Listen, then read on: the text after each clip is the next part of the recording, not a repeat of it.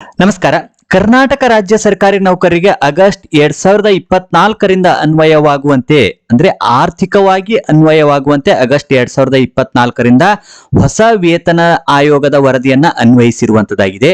ಈ ಒಂದು ಹೊಸ ವೇತನ ಆಯೋಗದ ವರದಿಯ ಪ್ರಕಾರವಾಗಿ ಪದವಿ ಪೂರ್ವ ಕಾಲೇಜಿನ ಉಪನ್ಯಾಸಕರು PU ಕಾಲೇಜ್ ಲೆಕ್ಚರರಿಗೆ ಆಗಸ್ಟ್ 2024ರ ತಿಂಗಳಲ್ಲಿ ಎಷ್ಟು ವೇತನ ದೊರೆಯುವಂತದ್ದಾಗಿದೆ. ಬೇಸಿಕ್ ಏನ್ ಬರುತ್ತೆ, DA ಏನಿರುತ್ತೆ, HRA, CA, ಇನ್ನು ಕಡಿತಗಳಿಗೆ ಸಂಬಂಧಿಸಿದಂತೆ PT, GIS, NPS, KGID ಇನ್ನಿತರ ಅಂಶಗಳಿಗೆ ಸಂಬಂಧಿಸಿದಂತೆ ಡಿಟೇಲ್ ಆಗಿ ಈ ವಿಡಿಯೋದಲ್ಲಿ ನೋಡ್ಕೊಂಡು ಬರೋಣ. ಟೋಟಲ್ ಎಷ್ಟು ಸ್ಯಾಲರಿ ಬರ್ತದೆ, ಕಟ್ ಆಗಿ ನಂತರ ಕೈಯಲ್ಲಿ ಎಷ್ಟು ಸ್ಯಾಲರಿ ಬರುವಂತದ್ದಾಗಿರ್ತದೆ, ಈ ಎಲ್ಲ ಅಂಶಗಳಿಗೆ ಸಂಬಂಧಿಸಿದಂತೆ ನೋಡ್ಕೊಂಡು ಬರೋಣ. ಈ ವಿಡಿಯೋ ನಿಮ್ಗೆ ಇಷ್ಟ ಆದಲ್ಲಿ ಲೈಕ್ ಮಾಡಿ.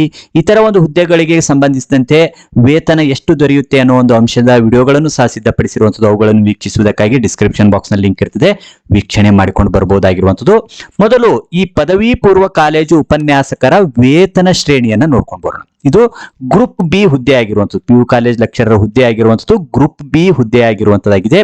ವೇತನ ಶ್ರೇಣಿ ಯಾವುದು ದೊರೆಯುತ್ತದೆ? ಹೊಸ ಒಂದು ವೇತನ ಆಯೋಗದ ವರದಿಯ ಪ್ರಕಾರವಾಗಿ ಈಗ ದೊರೆಯುವಂತಹ ವೇತನ ಶ್ರೇಣಿ ಇರುವಂತದ್ದು 69,250 ಪ್ರಾರಂಭದ ವೇತನ ಆಗಿರುವಂತದ್ದು. ಅಂದ್ರೆ ಮೂಲ ವೇತನ ಫಸ್ಟ್ ಜಾಯಿನ್ ಆದಾಗ, ಒಂದು ವೇಳೆ ಆಗಸ್ಟ್ 2024ರ ತಿಂಗಳಲ್ಲಿ ಫಸ್ಟ್ ಜಾಯಿನ್ ಆಗಿದ್ರೆ ಅಂದಾಗ ಆಗ ಮೂಲ ವೇತನ ಎಷ್ಟು ದೊರೆಯುವಂಥದ್ದು? 69,250 ರೂಪಾಯಿ ದೊರೆಯುವಂತದ್ದಾಗಿರ್ತದೆ. ಒಂದು ವರ್ಷ ಸತತವಾಗಿ ಸೇವೆಯನ್ನು ಪೂರೈಸಿ ಆದ ನಂತರ ವಾರ್ಷಿಕ ವೇತನ ಬಡ್ತಿ ಎಷ್ಟು ದೊರೆಯುವಂಥದ್ದು?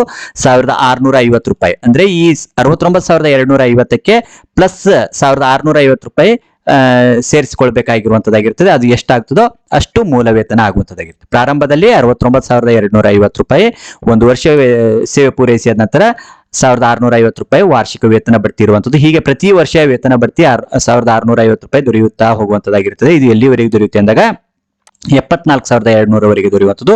ಇದು ಆದ ನಂತರ ವಾರ್ಷಿಕ ವೇತನ ಬಡ್ತಿ ದರ ಹೆಚ್ಚಳವಾಗುವಂತದ್ದಾಗಿರ್ತದೆ. 1,900 ರೂಪಾಯಿ ಆಗುವಂಥದ್ದು. ಇದು 85,600ರವರೆಗೆ ದೊರೆಯುವಂತದ್ದಾಗಿರುತ್ತೆ. ನಂತರ ವಾರ್ಷಿಕ ವೇತನ ಬಡ್ತಿ ದರ ಹೆಚ್ಚಳ ಆಗಿ 2,300 ರೂಪಾಯಿ ಆಗುವಂಥದ್ದು.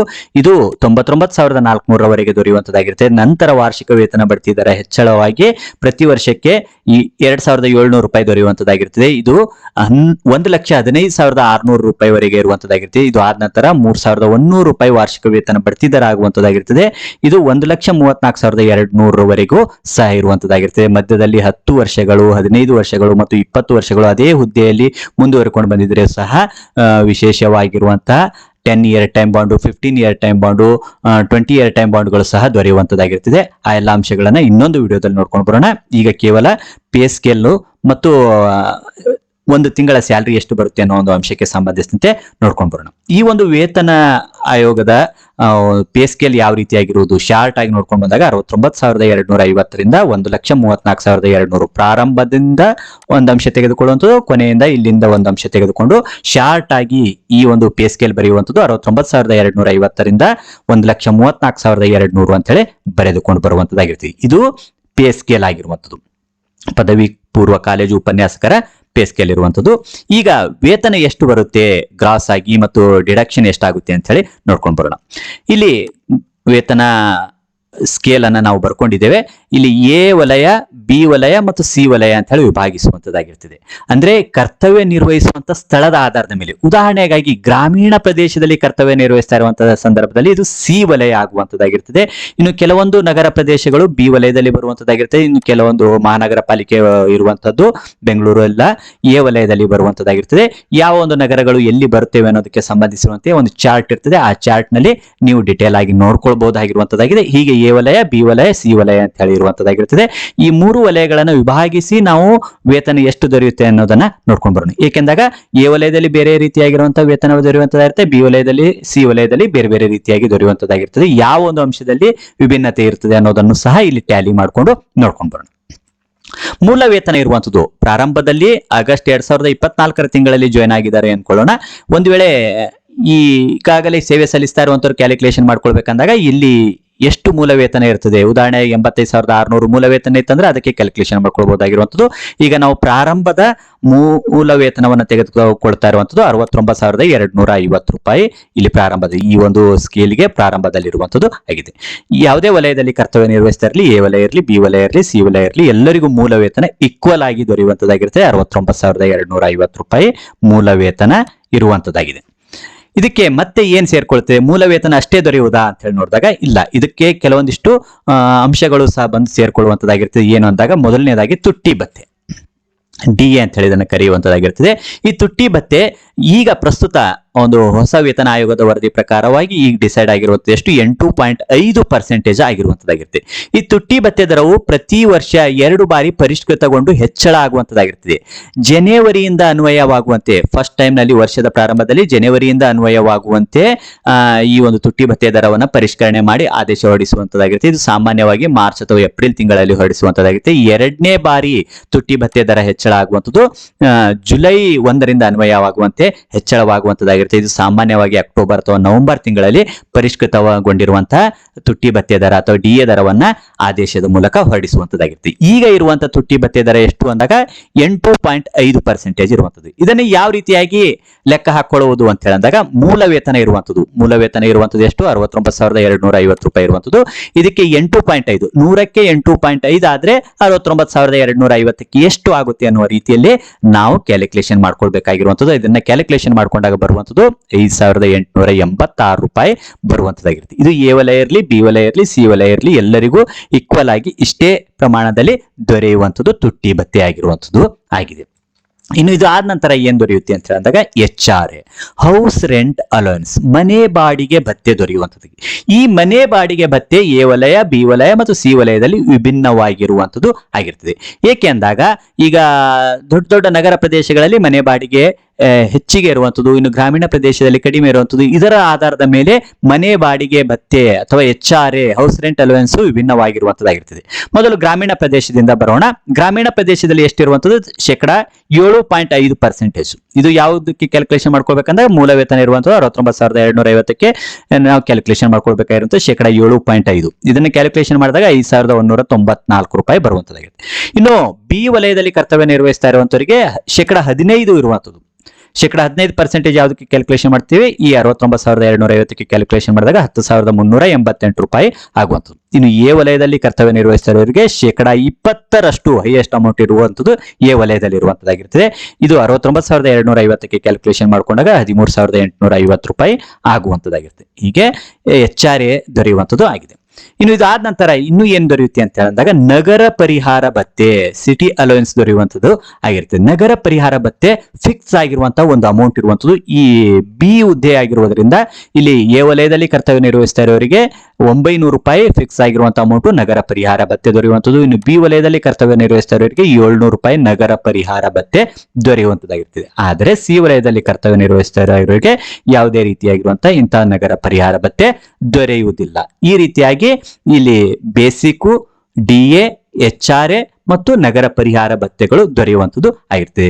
ಗ್ರಾಮೀಣ ಪ್ರದೇಶ ಅಥವಾ ಸಿ ವಲಯದಲ್ಲಿ ಕರ್ತವ್ಯ ನಿರ್ವಹಿಸ್ತಾ ಇರೋರಿಗೆ ಈ ನಗರ ಪರಿಹಾರ ಭತ್ಯೆ ಇರುವುದಿಲ್ಲ. ನಾವಿಲ್ಲಿ ವಿಭಿನ್ನತೆಯನ್ನು ಗಮನಿಸ್ತೇವೆ. ಯಾವ ಒಂದು ವಿಭಿನ್ನತೆ ಅಂದಾಗ ಎ ವಲಯದಲ್ಲಿ ಇರುವಂತವರಿಗೆ HRA ವಿಭಿನ್ನವಾಗಿರುವಂತದ್ದಾಗಿರ್ತದೆ.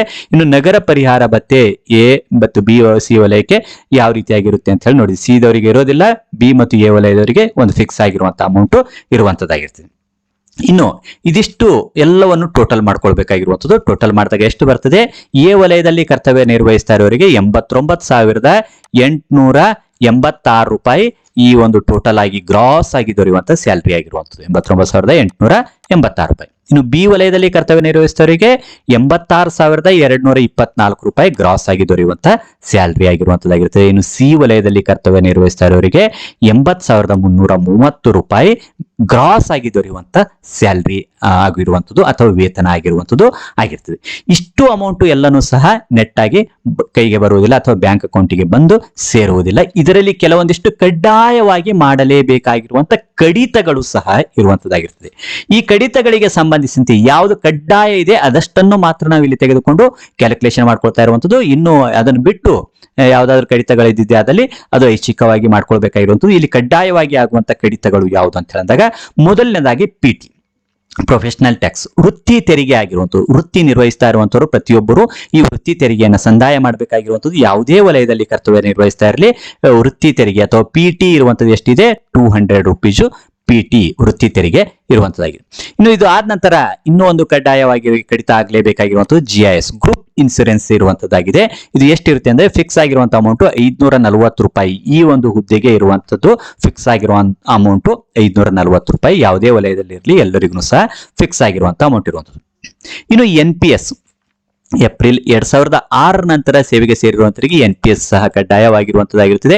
ಈ NPS ಯಾವ ರೀತಿಯಾಗಿ ಕ್ಯಾಲ್ಕುಲೇಷನ್ ಮಾಡ್ಕೊಳ್ತೀವಿ ಅಂದಾಗ ಬೇಸಿಕ್ ಇಲ್ಲಿರುವಂತಹ ಬೇಸಿಕ್ ಅಮೌಂಟ್ ಇರುವಂತದ್ದು 69,250 ರೂಪಾಯಿ ಇರುವಂತದ್ದು ಮತ್ತು DA ಪ್ಲಸ್ DA ಎಷ್ಟಿದೆ ಈಗ 5,886. ಈ ವಾರ್ಷಿಕ ವೇತನ ಬಡ್ತಿ ನಂತರ ಮೂಲ ವೇತನ ಬೇಸಿಕ್ನು ಸಹ ಹೆಚ್ಚಳಾಗ್ತದೆ. ಇನ್ನು ಆಗಾಗ DA ಪರಿಷ್ಕೃತಗೊಂಡಾಗ ಇದನ್ನು ಸಹ ಹೆಚ್ಚಳ ಆಗ್ತದೆ. ಅಂದಾಗ ಹೆಚ್ಚಿಗೆ ಆದಾಗ ಇಲ್ಲಿ NPS ಕಡಿತನೂ ಸಹ ಹೆಚ್ಚಳ ಆಗುತ್ತೆ ಅನ್ನೋದನ್ನ ತಿಳಿದುಕೊಳ್ಬೇಕಾಗಿರುವಂಥದ್ದು. ಈಗ ಎಷ್ಟು ಕಡಿತ ಆಗುತ್ತೆ ಈ ಒಂದು ಮೂಲ ವೇತನಕ್ಕೆ DAಗೆ ಎಷ್ಟಾಗ್ತಿದೆ ಅಂತ ಹೇಳಿದಾಗ ಬೇಸಿಕ್ ಪ್ಲಸ್ DA ಮಾಡಿ ಅದಕ್ಕೆ 10% ಮಾಡ್ಕೊಳ್ಬೇಕಾಗಿರುವಂಥದ್ದು. ಈ ಬೇಸಿಕ್ ಇರುವಂಥದ್ದು, ಇದು DA ಇರುವಂಥದ್ದು, ಇವೆರಡನ್ನು ಪ್ಲಸ್ ಮಾಡಿಕೊಂಡು 10% ಮಾಡಿದಾಗ ಎಷ್ಟಾಗ್ತದೆ 7,514 ರೂಪಾಯಿ ಆಗಿರುವಂಥದ್ದು. ಇದು ಯಾವುದೇ ವಲಯದಲ್ಲಿ ಕರ್ತವ್ಯ ನಿರ್ವಹಿಸ್ತಾರಲ್ಲಿ ಎಲ್ಲರಿಗೂ ಸಹ 7,514 ರೂಪಾಯಿ ಈ ವೇತನಕ್ಕೆ ಮತ್ತು DAಗೆ ದೊರೆಯುವಂಥದ್ದಾಗಿರ್ತದೆ. ಹೆಚ್ಚಳ ಆದಾಗ ಮತ್ತೆ ಹೆಚ್ಚಿನ NPS ಸಹ ಕಡಿತ ಮಾಡಬೇಕಾಗಿರುವಂಥದ್ದು. ಆದ್ರೆ PT ಮತ್ತು GIS ಇಷ್ಟೇ ಇರುವಂತದ್ದಾಗಿರ್ತದೆ. ಇದು ಮೂಲ ವೇತನ ತುಟ್ಟಿ ಭತ್ಯೆ ಹೆಚ್ಚಳ ಆದಾಗ ಇದು ಹೆಚ್ಚಳ ಆಗುವುದಿಲ್ಲ. ಇನ್ನು ನೆಕ್ಸ್ಟ್ ಬರುವಂತದ್ದು ಕಡ್ಡಾಯವಾಗಿ ಕಡಿತ ಮಾಡಬೇಕಾಗಿರುವಂಥದ್ದು KGID ಆಗಿರೋ ಕರ್ನಾಟಕ ಗ್ರೂಪ್ ಇನ್ಸೂರೆನ್ಸ್ ಅನ್ನ ಕಡಿತ ಮಾಡಲೇಬೇಕಾಗಿರುವಂಥದ್ದು. ಈ ಪ್ರತಿಯೊಬ್ಬ ಈ ರಾಜ್ಯ ಸರ್ಕಾರಿ ನೌಕರರು ಸಹ ಇದನ್ನು ಮಾಡಬೇಕಾಗಿರುವಂಥದ್ದು. ಕೆಲವೊಂದು ನಿಗಮ ಮಂಡಳಿಗಳನ್ನು ಹೊರತುಪಡಿಸಿ ಉಳಿದವರು ಎಲ್ಲರಿಗೂ ಸಹ ಈ KGID ಕಂಪಲ್ಸರಿ ಕಡಿತ ಮಾಡ್ಕೊಳ್ಬೇಕಾಗಿರುವಂಥದ್ದು, ಕಂಪಲ್ಸರಿ ಇರುವಂಥದ್ದು ಆಗಿರ್ತದೆ. ಈ KGID ಎಷ್ಟು ಬರುತ್ತೆ, ಈ ಒಂದು ಪೇ ಸ್ಕೇಲಿಗೆ ಸಂಬಂಧಿಸಿದಂತೆ ಒಂದು ಟೇಬಲ್ಲೇ ಕೊಟ್ಟಿರ್ತಾರೆ. ಈ ಟೇಬಲ್ ನಲ್ಲಿ ಯಾವ ಒಂದು ಮೂಲ ವೇತನ ಅಥವಾ ಪೇ ಸ್ಕೇಲ್ ಇರ್ತಾರೆ, ಆ ಪೇ ಸ್ಕೇಲಿಗೆ ಎಷ್ಟು ಕಡಿತ ಮಾಡಲೇಬೇಕು ಅನ್ನೋ ಒಂದು ನಿಯಮ ಇರುವಂತದ್ದಾಗಿರುತ್ತೆ. ಇದನ್ನು ಯಾವ ರೀತಿಯಾಗಿ ಕ್ಯಾಲ್ಕುಲೇಷನ್ ಮಾಡ್ಕೊಳ್ಳೋದು ಅಂತ ಹೇಳಿದಾಗ ಪ್ರಾರಂಭದಲ್ಲಿರುವಂತಹ ಮೂಲ ವೇತನ, ಇನ್ನು ಕೊನೆಯದಾಗಿರುವಂತಹ ಮೂಲ ವೇತನ, ಇವೆರಡನ್ನ ತೆಗೆದುಕೊಳ್ಬೇಕಾಗಿರುವಂಥದ್ದು. ಇಲ್ಲಿ ಹಾಕೊಂಡಿರುವಂಥದ್ದು 69,250 ಪ್ಲಸ್ 1,34,200 ಇವೆರಡನ್ನ ಪ್ಲಸ್ ಮಾಡಿ ಡಿವೈಡೆಡ್ ಬೈ 2 ಭಾಗಿಲೆ 2 ಮಾಡ್ಕೊಳ್ಬೇಕಾಗಿರುವಂಥದ್ದು. ಬಂದಿರುವಂತಹ ಆನ್ಸರ್ಗೆ 6.25% ಮಾಡ್ಕೊಳ್ಬೇಕಾಗಿರುವಂಥದ್ದು. 6.25% ಮಾಡ್ಕೊಂಡಾಗ ಅದು ಎಷ್ಟು ಬರ್ತದೆ, 6,360 ರೂಪಾಯಿ. ಸ್ವಲ್ಪ ಒಂದೆರಡು ರೂಪಾಯಿ ಕಡಿಮೆ ಬರುವಂತದ್ದಾಗಿರ್ತದೆ. ಅದನ್ನ ರೌಂಡ್ ಆಗಿ ತೆಗೆದುಕೊಂಡಾಗ 6,360 ರೂಪಾಯಿ ಕಡ್ಡಾಯವಾಗಿ KGID ಮಾಡ್ಬೇಕು. ಮಿನಿಮಮ್ ಇಷ್ಟು ಮಾಡಬೇಕಾಗಿರುವಂಥದ್ದು. ಇನ್ನೂ ಹೆಚ್ಚಿಗೆ ಬೇಕಾದ್ರೆ ಮಾಡ್ಕೊಳ್ಬಹುದಾಗಿರುವಂಥದ್ದು. ಉಳಿತಾಯ ಮಾಡುವ ಉದ್ದೇಶದಿಂದ ಇನ್ನು ಸೇವಿಂಗ್ ಮಾಡುವಂಥದ್ದು, ಮುಂದಿನ ಒಂದು ಫ್ಯೂಚರ್ ಪ್ಲಾನ್ಗೋಸ್ಕರ ಹೆಚ್ಚಿನ ಒಂದು KGID ಅನ್ನು ಸಹ ಮಾಡಿಸ್ಕೊಳ್ಬೇಕಾಗಿರುವಂಥದ್ದು. ಆದ್ರೆ ಕಡ್ಡಾಯವಾಗಿ ಮಾಡಬೇಕಾಗಿರುವಂಥದ್ದು 6,360 ರೂಪಾಯಿ. ಯಾವುದೇ ವಲಯದಲ್ಲಿ ಕರ್ತವ್ಯ ನಿರ್ವಹಿಸ್ತಾ ಇರಲಿ ಇದು ಎಲ್ಲರಿಗೂ ಸಹ ಈಕ್ವಲ್ ಆಗಿ ಇರುವಂಥದ್ದು ಆಗಿರ್ತದೆ. ಈ ರೀತಿಯಾಗಿ ಕಡ್ಡಾಯವಾಗಿ. ಇದು ಅಲ್ಲದೆ ಇನ್ನೂ ಕೆಲವೊಂದಿಷ್ಟು ಕಡಿತಗಳನ್ನ ಮಾಡ್ಕೊಳ್ಳುವಂಥದ್ದಾಗಿರ್ತದೆ. ಕೆಲವೊಬ್ಬರು LIC ಅನ್ನ ಕಡಿತ ಮಾಡ್ಕೊಳ್ಳುವಂಥದ್ದಾಗಿರ್ತದೆ. LIC ಐಚ್ಛಿಕವಾಗಿರುವಂಥದ್ದು, ಬೇಕಂದ್ರೆ ಅಲ್ಲಿ ಹೆಚ್ಚಿಗೆ ಮಾಡ್ಕೊಳ್ಬಹುದು ಅಥವಾ ಮಾಡದೇ ಇರಬಹುದು. ಆದ್ರೆ ನಾವು ಕಡ್ಡಾಯವಾಗಿ ಏನಿರ್ತದೆ ಅದನ್ನು ಮಾತ್ರ ಇಲ್ಲಿ ತೆಗೆದುಕೊಂಡಿರುವಂಥದ್ದಾಗಿರ್ತದೆ. ಒಟ್ಟು ಕಡಿತ ಎಷ್ಟಾಗುತ್ತೆ ಅಂತ ಹೇಳಿದಾಗ ಒಟ್ಟು ಕಡಿತ ಆಗುವಂಥದ್ದು 14,614 ರೂಪಾಯಿ. ಒಟ್ಟು ಕಡಿತ ಮೇನ್ ಆಗಿ ಬರುವಂತ ಕಡಿತಗಳನ್ನು ಮಾತ್ರ ಇಲ್ಲಿ ತೆಗೆದುಕೊಂಡಿರುವಂಥದ್ದು. ಇವುಗಳು ಕಡ್ಡಾಯವಾಗಿ ಆಗ್ಬೇಕಾಗಿರುವಂತ ಕಡಿತಗಳಾಗಿರುವಂಥದ್ದು. ಇಷ್ಟನ್ನ ನಾವು ಕ್ಯಾಲ್ಕುಲೇಷನ್ ಮಾಡ್ಕೊಂಡಾದ ನಂತರ ನೆಟ್ ಆಗಿ ಎಷ್ಟು ಬರ್ತದೆ, ಇಲ್ಲಿ ನಾವು ಗ್ರಾಸ್ ಆಗಿ ಬರುವಂತ ಸ್ಯಾಲರಿಯನ್ನು ನೋಡಿದ್ದೇವೆ. ಈಗ ನೆಟ್ ಆಗಿ ಬರುವಂತ ಸ್ಯಾಲರಿ ಎಷ್ಟು ಅಂತ ಹೇಳಿದಾಗ ಈ ವಲಯದಲ್ಲಿ ಕರ್ತವ್ಯ ನಿರ್ವಹಿಸಿದವರಿಗೆ 75,275 ರೂಪಾಯಿ ನೆಟ್ ಗ್ರಾಸ್ ಸ್ಯಾಲರಿ ಇರುವಂತದ್ದು. 89,886 ನೆಟ್ ಕೈಗೆ ಬಂದು ಸೇರ್ಕೊಳ್ಳುವಂಥದ್ದು 75,275 ರೂಪಾಯಿ ಇರುವಂತದ್ದು. ಇನ್ನು ಬಿ ವಲಯದಲ್ಲಿ ಕರ್ತವ್ಯ ನಿರ್ವಹಿಸ್ತಾ ಇರುವವರಿಗೆ ಗ್ರಾಸ್ ಸ್ಯಾಲರಿ 86,224 ರೂಪಾಯಿ ಇರುವಂತದ್ದು. ಇವುಗಳನ್ನ ಕಡಿತವನ್ನ ತೆಗೆದುಹಾಕಿದಾಗ ದೊರೆಯುವಂಥದ್ದು 71,610 ರೂಪಾಯಿ ಇರುವಂತದ್ದು. ಇನ್ನು ಸಿ ವಲಯದಲ್ಲಿ ಕರ್ತವ್ಯ ನಿರ್ವಹಿಸ್ತಾ ಇರುವಂತವರಿಗೆ 80,330 ಗ್ರಾಸ್ ಇರುವಂತದ್ದು. ಇಲ್ಲಿ ಕಡಿತ ಮಾಡಿದಾಗ 14,614 ರೂಪಾಯಿ ಕಡಿತ ಮಾಡಿದಾಗ 65,716 ರೂಪಾಯಿ ನೆಟ್ ಆಗಿ ದೊರೆಯುವಂತ ಸ್ಯಾಲರಿ ಆಗಿರುವಂತದ್ದು. ಈ ರೀತಿಯಾಗಿ ಈ PU ಕಾಲೇಜ್ ಲೆಕ್ಚರರ್ ಆಗಿ ನೇಮಕಾತಿ ಹೊಂದಿದ್ದೆ ಆದಲ್ಲಿ ಫಸ್ಟ್ ಆಗಸ್ಟ್ ತಿಂಗಳಲ್ಲಿ ಸೇವೆ ಸಲ್ಲಿಸುವುದಕ್ಕೆ ಪ್ರಾರಂಭಿಸಿದೆ ಆದಲ್ಲಿ ಹೊಸ ಒಂದು ವೇತನ ಆಯೋಗದ ವರದಿ ಪ್ರಕಾರವಾಗಿ ಇಲ್ಲಿ ಎಷ್ಟು ವೇತನ ದೊರೆಯುತ್ತೆ ಅನ್ನೋದಕ್ಕೆ ಸಂಬಂಧಿಸಿರುವಂತ ಅಂಶವನ್ನ ನಾವಿಲ್ಲಿ ನೋಡ್ಕೊಂಡು ಬಂದಿರುವಂತದ್ದಾಗಿದೆ. ಒಂದು ವೇಳೆ ಇಲ್ಲಿ ಮೂಲ ವೇತನ ಹೆಚ್ಚಳ ಆಗಿದೆ ಅದನ್ನ ಕ್ಯಾಲ್ಕುಲೇಷನ್ ಮಾಡ್ಕೊಳ್ಬೇಕಂದಾಗ ಇದೇ ಒಂದು ನಿಯಮವನ್ನು ಅನುಸರಿಸಿ ಈ ಮೂಲ ವೇತನ ಇಲ್ಲಿ ಎಷ್ಟಿರ್ತದೆ ಅದಕ್ಕೆ ಅಷ್ಟನ್ನು ಸೇರಿಸಿಕೊಂಡು ಇಲ್ಲಿ ಹೆಚ್ಚಳವನ್ನ ಕ್ಯಾಲ್ಕುಲೇಷನ್ ಮಾಡ್ಕೊಳ್ಬಹುದಾಗಿರುವಂತದ್ದಾಗಿದೆ. ನಾವು ಇನ್ನಿತರ ವಿಡಿಯೋಗಳನ್ನು ಸಹ ಸಿದ್ಧಪಡಿಸಿರುವಂಥದ್ದು SDA ಹುದ್ದೆ, FDA ಹುದ್ದೆ, PDO ಮತ್ತು ಹೈಸ್ಕೂಲ್ ಟೀಚರು, TGT, PGT ಇಂಥ ಒಂದು ಹುದ್ದೆಗಳಿಗೆ ಸಂಬಂಧಿಸಿದಂತೆ ಎಷ್ಟು ವೇತನ ದೊರೆಯುತ್ತೆ, ಗ್ರಾಸ್ ಆಗಿ ಎಷ್ಟು, ನೆಟ್ ಆಗಿ ಎಷ್ಟು, ಯಾವ ರೀತಿಯಾಗಿ ಕ್ಯಾಲ್ಕುಲೇಷನ್ ಮಾಡ್ಕೊಳ್ಳುವಂಥದ್ದು, ಪೊಲೀಸ್ ಕಾನ್ಸ್ಟೇಬಲ್ ಹುದ್ದೆಗೆ ಸಂಬಂಧಿಸಿದಂತೆಯೂ ಸಹ ದೊರೆಯುವಂತಹ ವೇತನ ಎಷ್ಟು, PSI ಹುದ್ದೆಗೆ ಸಂಬಂಧಿಸಿರುವಂತಹ ವೇತನ ಎಷ್ಟು ಎನ್ನುವ ಎಲ್ಲ ವಿಡಿಯೋಗಳನ್ನು ಸಿದ್ಧಪಡಿಸಿರುವಂತದ್ದಾಗಿದೆ. ಅವುಗಳನ್ನು ವೀಕ್ಷಿಸುವುದಕ್ಕಾಗಿ ಡಿಸ್ಕ್ರಿಪ್ಷನ್ ಬಾಕ್ಸ್ ನಲ್ಲಿ ಲಿಂಕ್ ಇರುತ್ತೆ ಅಥವಾ ಪ್ಲೇ ಲಿಸ್ಟ್ ನಲ್ಲಿ ಅವುಗಳನ್ನು ಸರ್ಚ್ ಮಾಡಿ ನೋಡ್ಕೊಂಡು ಬರಬಹುದಾಗಿರುವಂತದ್ದು. ಈ ವಿಡಿಯೋ ನಿಮಗೆ ಇಷ್ಟ ಆದಲ್ಲಿ ಲೈಕ್ ಮಾಡಿ, ನಿಮ್ಮ ಅಭಿಪ್ರಾಯವನ್ನ ಕಮೆಂಟ್ ಮಾಡಿ ತಿಳಿಸಿ. ಮತ್ತೆ ಮುಂದಿನ ಭಾಗದಲ್ಲಿ ಇನ್ನಷ್ಟು ಮಾಹಿತಿಗಳೊಂದಿಗೆ ಭೇಟಿಯಾಗೋಣ. ಧನ್ಯವಾದಗಳು.